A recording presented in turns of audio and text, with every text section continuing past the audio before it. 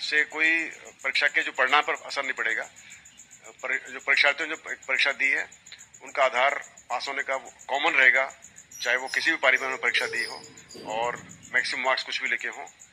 जो चूंकि qualifying marks 35-45% marks हैं, 35 एंड 40% है, तो मुझे लगता नहीं इससे कोई फर्क पड़ेगा। लेकिन इसके लिए मैं क्षमा याचना मांगता हूँ, क्योंकि इसमें जो त्रुटि हुई है उसको मेरे कारण की वजह से हुई है, इसका मैं स्वयं जिम्मेवार हूँ। हाँ, वो बिल्कुल सही बोला आपने, इसमें त्रुटि हुई है, प्रिंटिंग एरर है ये प्रिंटर को बताया भी गया था, लेकिन किसी वजह से वो उसमें एरर रह गई।